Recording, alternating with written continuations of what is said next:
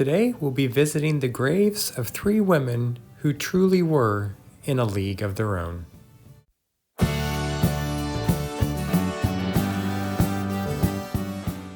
Hey everybody, thanks for joining us here at Traces of Hollywood. Today I'm very excited to share the stories of three women who you may or may not know by name, but you know them for the hit film about their careers called A League of Their Own. The 1992 movie starred Gina Davis, Madonna, Tom Hanks, Lori Petty, and Rosie O'Donnell, and was directed by Penny Marshall, who you probably know played Laverne on Laverne and Shirley. We're heading to Forest Lawn Cemetery in Cathedral City, which is a town adjacent to Palm Springs and just to the east. This Forest Lawn is part of the same group of cemeteries that share the name Forest Lawn with those in the Los Angeles area, for example, where many other famous people are buried. So we'll pull into the main entrance here, and to the right is the main funeral chapel, and to the left is where the above-ground burial crypts are. You might remember this cemetery from another video I made for you showing various other celebrities who are interred here. This is pretty cool. It's a banner advertising the Dia de los Muertos event. That's the Mexican Day of the Dead celebration. It takes place just after Halloween every year on November 2nd, and that's when their culture honors the dead with candles, sugar skulls, and just remembrance in general. You'll remember this fountain from the other videos, and check this out. Watch out for wildlife. As I walk back with you to the first grave we'll be visiting, I'll note some of the other graves I've shown you in previous videos. This is a calm place. Again, it's primarily wall crypts as opposed to the other forest lawns with the in-ground burial sites. To the right there is where Irv Robbins is buried from Baskin-Robbins. And as we peek over here to the right quickly, that is where Dinah Shore is interred, right over there. And ahead and to the left, that would be Jane Wyman, who was, as you know, married to eventual President Ronald Reagan. All three of the women we're visiting today were members of the All-American Girls Professional Baseball League, AAGPBL. It was an all-female league in the 1940s and 50s. And right here you'll see Shirley and Burkovich. And note the inscription, "In a league of her own" at the bottom.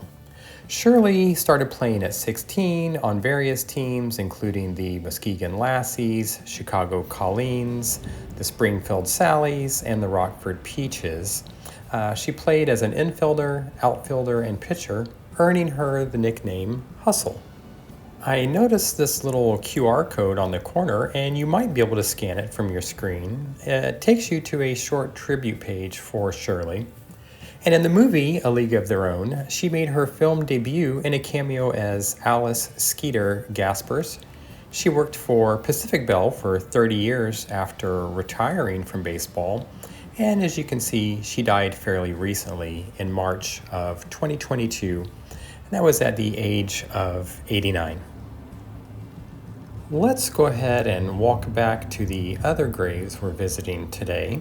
I'll do this in real time to make it easier for you to find in case you decide to come visit here for yourself. As I mentioned, most of the graves here are in these above-ground crypts, and it's smaller than the other forest lawn cemeteries, so a little easier to navigate. There are a couple of lawns, which I haven't really explored yet. But just past these glass niches here inside are two celebrity graves I featured for you before. Up here is John Phillips from The Mamas and the Papas, and next to him is Gavin MacLeod from The Love Boat and The Mary Tyler Moore Show. As we arrive back out into the sunshine here, and it wasn't too bad today, it was about 103 degrees, which isn't too hot for the desert here in Palm Springs. But we'll see the graves of Dorothy Kamenshek and Margaret Wenzell. And you can see the hyphen in their last names and that they are interred together. And we'll have more on that in a moment. Dorothy went by the nicknames Cammie and also Dottie, which she shared with the character Gina Davis played in the film, because that role was largely based on the real-life Dorothy. Dorothy was recruited into a men's league team in 1947, but she opted not to participate because she said it was nothing more than a publicity stunt. After retiring due to a back injury in 1953, she returned to her hometown of Cincinnati before relocating to Los Angeles, where she provided physical therapy for children. Sports Illustrated ranked her among the 100 greatest female athletes of the 20th century. When asked about the difficulty of playing in a skirt, she said, "We got used to it."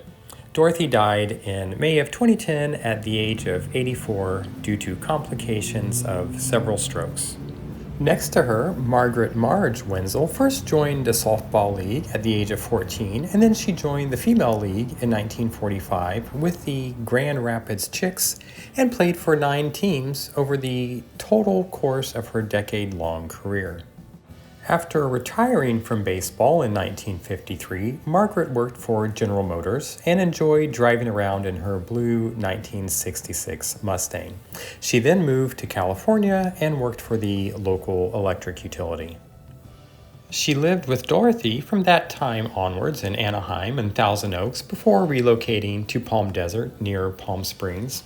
And within 6 months of the move, Dorothy had her first stroke, and Margaret cared for her until Dorothy's death in 2010, followed by Margaret's own passing in 2014 due to Alzheimer's.